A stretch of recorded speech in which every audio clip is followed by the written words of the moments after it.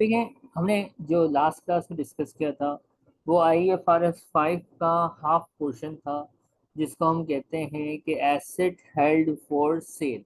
और उसको हमने डिटेल में डिस्कस किया था और हमने उसकी रिवीजन किट भी सॉल्व कर ली थी। उसमें तो होपफुली कोई इशू नहीं है ना। नहीं। अब हम इसका सेकंड पार्ट पढ़ेंगे, जिसको हम कहते हैं डिसकंटिन्यूड ऑपरेशंस। ये थ्योरी है, ठीक है। तो इसको आप 6-7 बार रीड करेंगे तो इंशाल्लाह पॉइंट्स दिमाग में आ जाएंगे। डिसकंटिन्यूड ऑपरेशंस क्या है, इसको हमने समझना है, ठीक है। सबसे पहले, एक जी। कंपनी हो और उसका एक मेजर लाइन ऑफ बिजनेस हो। फॉर एग्जांपल, आप यूनिलीवर हैं। यूनिलीवर का नाम तो सुना है। जी। यूनिलीवर की थाउजेंड्स ऑफ प्रोडक्ट हैं। हम इतने लंबी लाइन में भी बात नहीं करते। हम बात करते हैं यूनिलीवर एक शैम्पू बनाता है और साबुन बनाता है। क्या बनाता है? शैम्पू और साबुन। Lux soap. अगर वो बंद करते हैं, क्या करते हैं? लक्स को बंद कर देते हैं। लक्स सोप बंद कर देते हैं तो इससे क्या होगा? इनकी सेल्स, कॉस्ट ऑफ सेल। अब लक्स लक्स जो है वो एक लॉस मेकिंग प्रोडक्ट हो जाए, ऐसा है नहीं, अज्यूम कर रहे हैं कि lux is a hmm. Loss making product. तो लॉस मेकिंग प्रोडक्ट को कब तक चलाओगे? एक वक्त आएगा कि आप उसको क्या कर दोगे? बंद करने का सोचोगे। तो अज्यूम करते हैं हम्म। लक्स एक ऐसी प्रोडक्ट है जिसको कंपनी डिसकंटिन्यू करने का सोच रही है। अब देखो, अभी जो से लक्स से ऑल दो आपको लॉस है, लेकिन लक्स की जो सेल्स है वो आपके रेवेन्यू का पार्ट है कि नहीं है? आठ है। लक्स की कॉस्ट आपकी कॉस्ट का पार्ट है, लक्स का ग्रॉस प्रॉफिट आपके ग्रॉस प्रॉफिट का पार्ट है। एक्सपेंसेस ज्यादा होने की वजह से नेट इम्पैक्ट में वो लॉस है, लेकिन ग्रॉस प्रॉफिट में तो उसका इम्पैक्ट पॉजिटिव है ना। हम्म। तो अचानक से एक चलता हुआ प्रोडक्ट भले लॉस में हो तो क्या हुआ, अगर हम बंद कर देते हैं तो अल्टीमेटली अगले साल जब शेयर होल्डर अपनी इनकम से बैलेंस शीट देखेगा तो बहुत ज्यादा मिसलीड हो जाएगा। बात समझ आई? जी। मिसलीड कैसे होगा? कि उसको सेल्स बहुत हैविली गिरती हुई नजर आएंगी, क्योंकि लक्स की पूरी सेल गायब होगी, क्योंकि लक्स आपने हाँ। डिसकंटिन्यू करना है। तो जी। अब वो पागल हो जाएगा, उसका दिमाग खराब हो जाएगा, शेयर होल्डर अपनी इन्वेस्टमेंट बेचना शुरू कर देगा, जो कि कंपनी के लिए कोई फायदे की बात नहीं होगी। एक अजीब वो गरीब पजल टाइप सिचुएशन में शेयर होल्डर आ जाएगा इनकम स्टेटमेंट देख के। पिछले साल का देखेगा वो, क्योंकि कंपेरेटिव होता है ना, 2 साल का जी। फिगर होते हैं, आपने देखा होगा F3 में। अब पिछले साल सेल जी। है $20 मिलियन, इस समय सेल है $15 million.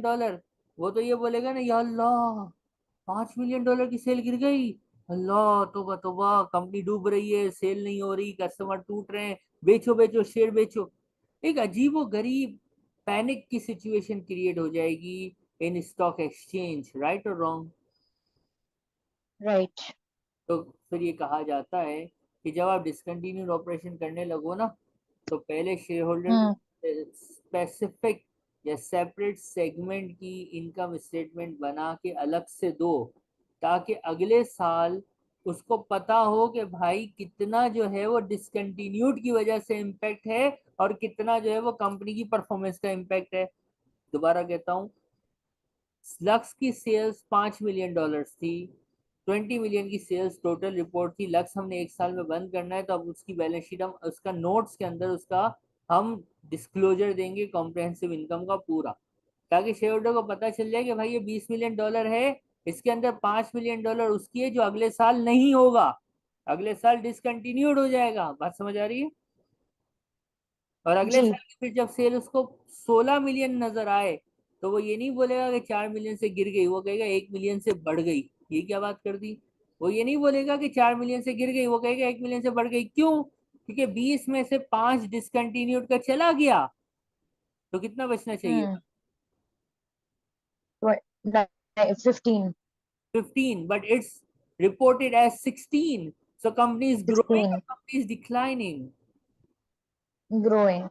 So that's the faida, that's the impact of IFRS 5 second half, which is called discontinued operations. अब ये सेपरेट इनकम स्टेटमेंट वगैरह किस चीज की बनेगी? क्या हर प्रोडक्ट की बनेगी, हर लाइन की बनेगी? तो नहीं, ये कुछ 3 बुलेट पॉइंट्स है जिसको याद कर लीजिएगा, यानी रट्टा नहीं मारते हम एसीसीए में, समझ लेते हैं। पहला, कि ये एक मेजर जी। लाइन ऑफ बिजनेस हो या ज्योग्राफिकल एरिया ऑफ ऑपरेशन हो।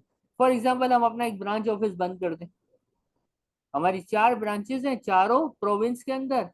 अब हमने बोला यार केपी की हम्म। लोग नहीं खरीद रहे, बंद करो। तो मेजर लाइन ऑफ बिजनेस या geographical area, major line of business से लक्स हो गया, ज्योग्राफिकल एरिया 4 जी। ब्रांच, एक ब्रांच बंद कर दी। ठीक है। दूसरा, इज ठीक पार्ट है। Of a single coordinated plan to dispose of separate major line of business और ज्योग्राफिकल एरिया ऑफ ऑपरेशन। इसके बाद आपने देखो बंद किया, या तो सेपरेट लाइन ऑफ बिजनेस था या ज्योग्राफिकल एरिया था। दूसरा, उसका बंद करने का ऐसे नहीं, हाँ भाई कल से बंद कर दो, ये क्या होता है कल से बंद कर दो, ये क्या क्या मजाक चल रहा है। No, you must have a proper plan of closing down और डिसकंटिन्यूड ऑपरेशन का एक प्रॉपर प्लान ऑफ एक्शन होना चाहिए। बात समझ आ रही है। जी। और इज अ सब्सिडरी एक्वायर्ड, ये सब्सिडरी वाला हम कंसोलिडेशन में पढ़ते हैं, तो इसको खाली एक बार ऐसे ही पढ़ लेना, अभी समझ ना आए तब भी जाने दो, ठीक है। इसके ठीक बाद है। कहता है एक लाइन, आईएफआरएस 5 मना करता है retrospect retroactive classification as discontinued operation when the discontinued criteria are met after the end of reporting period. मतलब क्या है इसको जरा समझ लेना। ईयर एंड होने से पहले आप क्लासिफाई करो डिसकंटिन्यू कर दूंगा, तो आप उसको सेपरेट कर सकते हो। अब अज्यूम करते हैं हमारा ईयर एंड हो गया 31 दिसंबर को, 2 जनवरी को ख्याल आया कि यार अब मेरा दिल हो रहा है कि मैं लक्स बंद कर दूं। क्या दिल हो रहा है? लक्स बंद कर दो। रिपोर्टिंग पीरियड मतलब बैलेंस शीट डेट का नया नाम है रिपोर्टिंग पीरियड, ठीक है। ठीक है। डेट के बाद ख्याल आया लक्स बंद करता हूँ, तो क्या अब पुरानी जो बैलेंस शीट बन चुकी है उसके अंदर अब हम डिस्क्लोजर देंगे आईएफआरएस 5 का, डिसकंटिन्यूड ऑपरेशन अप्लाई करेंगे? आईएफआरएस चिपेड़ मारेगा, बोलेगा नोट अलाउड। वो कहता है ईयर एंड से पहले सोचने का है, क्या करने का है। ईयर एंड से पहले सोचने का है। और ये जो 3 कंडीशन है ये ईयर एंड से पहले मीट होनी है या पहले ईयर होने के। मीट होनी है। ईयर एंड के बाद अगर ये कंडीशन मीट होती है तो फिर डिसकंटिन्यूड ऑपरेशन की सेपरेट रिपोर्टिंग नहीं होगी। बात समझ आ रही है। जी। आगे बढ़ सकते हैं। जी। क्या करेंगे हम सेपरेट इनकम स्टेटमेंट कैसे बनाएंगे? तो पोस्ट टैक्स प्रॉफिट और लॉस जो डिसकंटिन्यूड ऑपरेशन का है उसको अलग कर लेंगे, फेयर वैल्यू एडजस्टमेंट्स जो भी होंगी उनको अलग से दिखा देंगे। यानी आप आसान यूँ समझो कि हम डिस्क्लोजर के अंदर वो जो हम सेगमेंट बंद कर रहे हैं, जैसे कि एग्जांपल हमने दी लक्स बंद कर रहे हैं, तो लक्स का रेवेन्यू अलग, ये देखिएगा यहाँ लिखा हुआ होगा सेकंड पैराग्राफ में कहीं पे, लक्स का रेवेन्यू अलग, लक्स का अलग। एक्सपेंस अलग, प्री टैक्स प्रॉफिट यानी प्रॉफिट बिफोर टैक्स अलग, और लॉस या जो भी आएगा टैक्स के बाद वो अलग अलग शो कर देंगे, ताकि शेयर होल्डर को तकलीफ ना हो, शेयर होल्डर को प्रॉब्लम ना हो जब वो प्रॉफिट में गिरावट को देखें। बात समझ आ रही है। जी। इसके बाद हम कैश फ्लो इंफॉर्मेशन भी देंगे, यानी हम ये भी बताएंगे कि भाई जो ऑपरेटिंग इन्वेस्टिंग और फाइनेंसिंग एक्टिविटीज हैं डिसकंटिन्यूड ऑपरेशन की, उसका हमारे कैश पे क्या फर्क पड़ेगा। बैलेंस शीट अलग की बात नहीं हो रही, ऊपर क्या बात हुई, इनकम स्टेटमेंट कॉम्प्रिहेंसिव इनकम अलग कर दो, दिखा दो, टोटल में तो है अलग से भी दिखा दो, ताकि शेयर होल्डर को पता हो कि अगली साल कितना कितना किस चीज पे इम्पेक्ट आएगा इसकी वजह से, ताकि वो सही फैसला करे। कैश फ्लो हम्म। स्टेटमेंट भी अलग से दिखाओ कि भाई अगले, अब देखो एक ऑपरेशन बंद करोगे तो उसकी सेल्स रेवेन्यू का जो कैश इंपैक्ट है, जो कैश है वो सारा कैश चला जाएगा ना, तो अब वो कैश गिरता हुआ नजर आएगा। तो आप कैश फ्लो स्टेटमेंट भी डिसकंटिन्यूड ऑपरेशन की अलग से दिखाओगे, ताकि कैश में भी प्रॉब्लम ना हो शेयर होल्डर को। इनकम स्टेटमेंट देख के कंपेरेटिव फिगर देख के उसको हार्ट अटैक ना हो कि कंपनी का पैसा कहाँ गया। तो भाई अगर कैश 10-15 मिलियन से गिर रहा है तो इसका रीजन होगा कि लक्स का रेवेन्यू गया, तो रेवेन्यू गया तो उसकी जो कलेक्शन थी वो भी गई, उसकी जो इन्वेस्टिंग एक्टिविटी या वर्किंग कैपिटल था वो सब चला गया, तो कैश पे भी ह्यूज इम्पैक्ट आता है। बात समझ आ रही है? जी। ये डिसकंटिन्यूड ऑपरेशंस हैं जिसका हमने अभी आपको बताया है। कोई अभी तक के लिए कोई क्वेश्चन हो आपके जहन में तो प्लीज पूछिएगा, वरना फिर हम किट करेंगे और ये हमारा IFRS 5 इंशाल्लाह कंप्लीट हो जाएगा। नहीं, कोई क्वेश्चन नहीं है। अब आपके सामने एक अदद छोटा सा क्वेश्चन है। अब IFRS 5 की डिस्क्लोजर है, ये आप खुद से नहीं कर पाओगे, तो इसको हम साथ करते हैं, ठीक है? एक बार आपने क्वेश्चन जी। रीड करना है।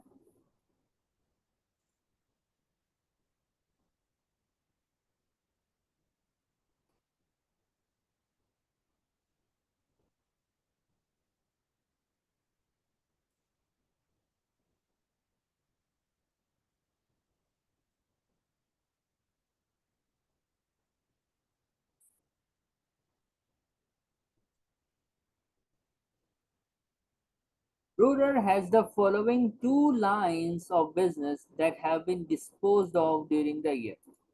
अगर आपने रिक्वायरमेंट पढ़ी है तो रिक्वायरमेंट में पूछा है भाई कौन सा डिस्क्लोजर में जाएगा डिसकंटिन्यूटी और कौन सा नहीं जाएगा। आपने दोनों पढ़े ना, ऐसे ही तुक्का मारो, जस्ट गैस।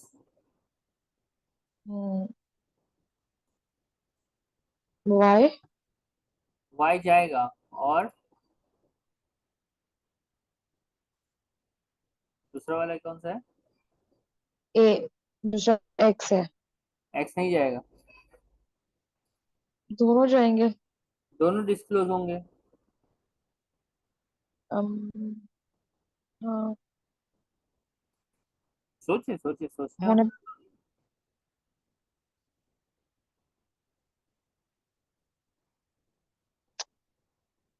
चले हम बता दें। X operates in a country A.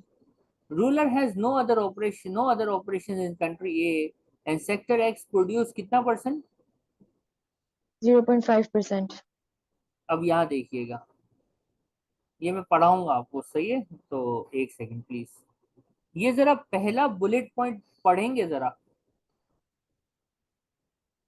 Represents either a separate major line of business or a geographical area of operations. Separate के आगे का वर्ड क्या है? Major line। Separate major line. 0.5%, do we really care? नहीं। Major का word अगर जहन में रहेगा तो आंसर खुद ब खुद सही होगा। आपने बिल्कुल सही समझा था कि हाँ ये सेपरेट है, ऑपरेशन अलग है, ये अलग है, ज्योग्राफिकल अलग है, लेकिन बाबा major is 0.5 is major,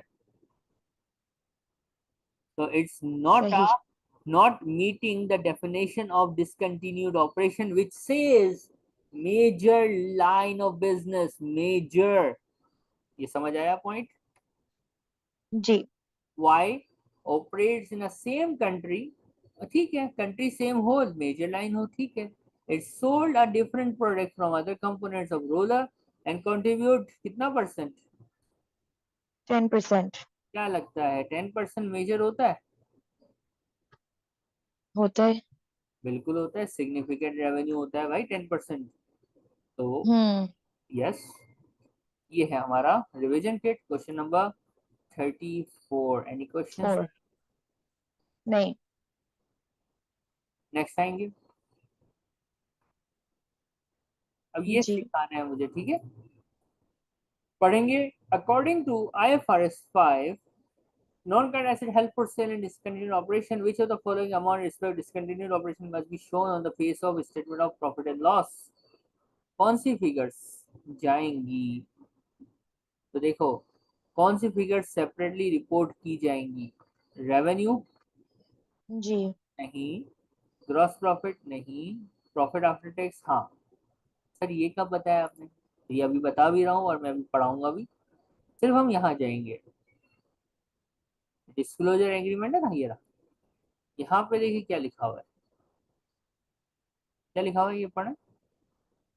Sum of post-tax profit or loss of the discontinued operation, the post-tax gain or loss recognized on major to fair value less cost to sale or fair value adjustments on the disposal of the assets or disposal group is presented यानी as a post single account. Profit आएगा और fair value adjustments जो है वो आएंगी, बस। बात समझ आ रही है? इनकम स्टेटमेंट के फेस पे ये चीजें आएंगी। और बाकी सर ये जो नीचे बताया था रेवेन्यू शेवेन्यू, ये कहाँ जाएगा? तो ये हम्म, डिस्क्लोजर में जाएगा। ये कहाँ जाएगा? यानी ये मतलब डिस्क्लोजर नोट्स में जाएगा। मैं बता रहा हूँ जी, आपने बिल्कुल सही पकड़ा है। तो इस आईएएस में थ्योरी में दो होशियारियां हैं, उसको पकड़ना है। ये जो पहला पैराग्राफ है ना, इसका मतलब ये है कि सो सीआई में क्या जाएगा, और ये जो है ये है नोट्स टू अकाउंट, जिसको आप डिस्क्लोजर बोलते हो। क्या बोलते हो? डिस्क्लोजर। डिस्क्लोजर। ये आपको दोनों पैराग्राफ याद होने चाहिए, ठीक है? सही। एसओसीआई में क्या जाएगा और नोट्स टू अकाउंट में क्या जाएगा, बात क्लियर हो रही है? जी। अब मैं आपसे पूछता हूँ, नीचे आ जाते हैं क्वेश्चन जो था। एसओसीआई में हम प्रॉफिट आफ्टर टैक्स वाली फिगर्स तो आप डालेंगे। लिख लीजिए, एक नजर लिख लें या स्क्रीनशॉट ले लें। हाँ, मैंने स्क्रीनशॉट ले लिया, सही है। प्रॉफिट और फेयर वैल्यू एडजस्टमेंट एसओसीआई में जाएगी, और जो रेवेन्यू एक्सपेंस डिटेल्ड है ना, details of profit, breakup of profit, ये डिस्क्लोजर में जाएगा। समझ आया? ठीक है जी। अब देखें कौन सी चीज प्रॉफिट एंड लॉस में जाएगी और कौन सी नहीं जाएगी। तो रेवेन्यू नहीं जाएगा, ग्रॉस प्रॉफिट नहीं जाएगा। ये जाएगा। अगर ये लिखता सही है। डिस्क्लोजर में क्या जाएगा, तो ये दोनों जो है वो कहाँ का आइटम थे? डिस्क्लोजर का आइटम। Disclosure note. क्या तो क्या मसला है? नहीं। अब ये कुछ रडार, ये देखो, मैंने कल भी बताया था कि एग्जामिनर कुछ भी कर सकता है, ठीक है? उसकी मर्जी है, वो कोई सा भी आईएएस पकड़े और 10 मार्क्स का क्वेश्चन बना दे। सही है? तो आपके सामने एक क्वेश्चन है, आप देख रहे हैं कि ये सेक्शन बी है, और सेक्शन बी से उसने पूरा क्वेश्चन तो बनाया। दो आईएएस से, इसमें से 3 क्वेश्चन जो है वो हमारे IFRS 5 के हैं। तो पहला क्वेश्चन हम रीड करेंगे साथ, जरा आप इसको एक बार पढ़िएगा समझ। जी। सॉरी, थोड़ा सा बड़ा ज्यादा हो गया जी। अब रीड कीजिएगा एक बार।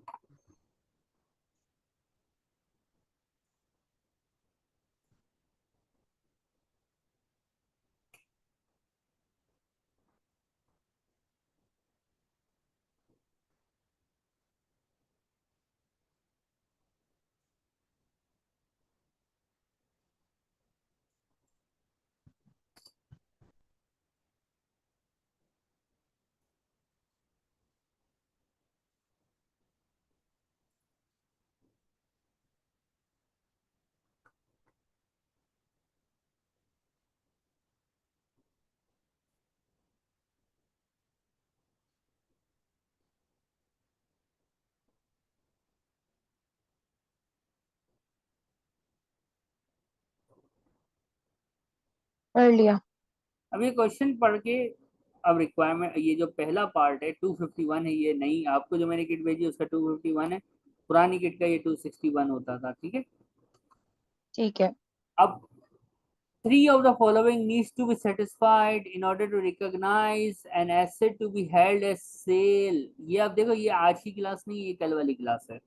एसेट हम्म। हेल्ड सेल कब बनता है? तो भाई जब वो यूज में नहीं होता, नो लॉन्गर इन यूज। बात सही है गलत है? हम्म। सही है। एक्टिवली मार्केट, ये तो नहीं है, मार्केटिंग नहीं थी, हमारा प्लान ऑफ सेल होना चाहिए था। सेल ऑफ एसेट एग्री, ऐसी भी कोई बात नहीं थी। प्लान जरूर होता है, कि प्लान होता है कि हम्म। हम प्लानिंग कर लेते हैं भाई कि हम ये एसेट बेचेंगे, और एसेट कितने साल महीने में बिकने वाला होना चाहिए। 12 months। तो ए डी और ई हमें लगता है कि ये सही आंसर होने चाहिए। आपको क्या लगता asset is being actively marketed क्यों नहीं होगा? आप एक्टिवली सेल का लाइक आपका इरादा है ना कि आपने सेल करना, तो आप उसके लिए कस्टमर ढूंढ रहे हो, ऐसा पॉइंट था ना उसमें। Actively market under the agreed plan, ये है कंडीशन। सही। ठीक है, अब प्लान के बगैर मार्केटिंग नहीं होनी चाहिए। ठीक है, इसमें कोई इशू? बाकी दोनों पॉइंट से समझ आ गए थे जी, नहीं बस सही है। ओके, अब इसका अगला है, अभी आपने पढ़ा है ना पूरा, जी। अब जरा ये वाला पढ़िए। आइडेंटिफाई क्या? whether the changes in operation have been represented। कौन सा डिसकंटिन्यूड ऑपरेशन बनेगा? अब आपने देखा है दो एलिमेंट्स है ना, एक ये है और एक ये है। पहले में क्या है, dispose of all its outlet in country ए।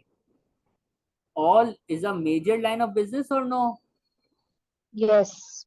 तो ये तो डिसकंटिन्यूड ऑपरेशन है। दूसरे में हम्म। क्या करें? rebranded all of its outlets in country B to target the tourism market। ये है नहीं है? the previous target हाँ, discontinue तो नहीं हुआ ना। बिल्कुल सही जवाब।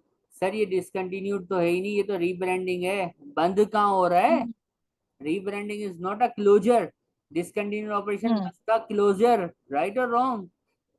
राइट। तो आंसर क्या होना चाहिए? ए। सीधा सीधा आसान सा। एग्जामिनर को उसको पास करने का दिल हुआ था कि सारे बच्चों को हम पास करेंगे। ठीक है, जी। फिर नेक्स्ट है। अब चलो कुछ तो आया, हम कैलकुलेटर यूज करेंगे। प्लांट, अब ये कल वाली क्लास का क्वेश्चन है। प्लांट हम्म। जो है ये पड़ा हुआ है, किस वैल्यू पे आएगा? तो हमें पता है अगर ये डिसकंटिन्यूड ऑपरेशन की सॉरी हेल्ड फॉर सेल की डेफिनेशन को मीट कर गया तो डेप्रिसिएशन बंद हो जाएगा, और हम्म। जो है ये लोअर ऑफ पे आ जाएगा, राइट और रॉन्ग? राइट। किधर है प्लांट की लाइन? सेकंड पैराग्राफ ये वाला। 1 जनवरी। चालू। अब ईयर एंड देखो, ईयर एंड क्या है? 31st March। एग्जामिनर कोई भी काम ईयर के शुरू और एंड पे करता ही नहीं है, उसको मस्ती है। अब मैं क्या बोल सकता हूँ, ठीक है। जी। 1 जनवरी 2003 को मसला हुआ कि सेल करेंगे। कैरिंग अमाउंट हम्म। 1 अप्रैल को इतनी थी, यानी इस डेट को कैरिंग अमाउंट थी 4000 की। अब ये देखो जीरो हाइड नहीं किया तो मैं पूरा लिख रहा हूँ, ठीक है। जी। लाइफ ये थी, अब expected to sell for this within 12 months, condition plan भी मैनेजमेंट ने डिसाइड किया, प्लान हो गया। 12 महीने में सेल प्रोबेबल है, एक्टिव मार्केट भी अवेलेबल है, तभी तो प्राइस आई है। हमें पता है कि लोअर ऑफ पे लेके जाना है, किस पे लेके जाना है? लोअर ऑफ कैरिंग अमाउंट या fair value? Fair value less cost to sell. Cost to sell. Cost to sell तो गिवन नहीं है, फेयर वैल्यू ही गिवन है, 39000000। Am I right? यस। मसला ये है कि कैरिंग अमाउंट कैलकुलेट करनी पड़ेगी कि मैं डायरेक्ट वो 4 मिलियन लेके शुरू हो जाऊं। कैलकुलेट करनी पड़ेगी। किस दिन की कैलकुलेट करनी पड़ेगी? 1st January की। तो कैसे होगी? डेप्रिसिएशन निकालेंगे ना 4 कितने साल लाइफ थी इसकी? Divide by 20। और कितने मंथ्स, अप्रैल मई जून? 9 months। तो कितना आ गया कैरिंग अमाउंट?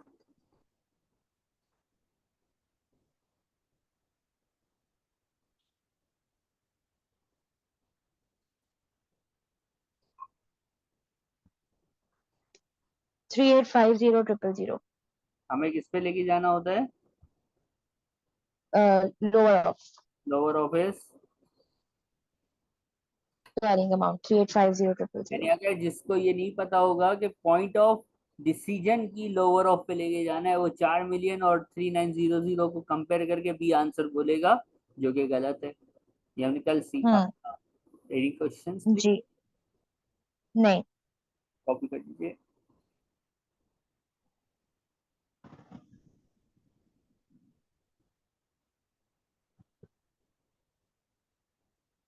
देखो जो आईएएस हमने करा दी है ना, स्पेशली आईएएस 16 की बीबीपी की किट कर लो, ठीक है। आई बीबीपी की। जी, आईएएस 16 के बगैर पेपर नहीं बनेगा इंशाल्लाह, मैंने कहा भी है आपको। तो आईएएस 16 की बीबीपी कर लो, ठीक है। ठीक है, बाकी सुबह आ रही है।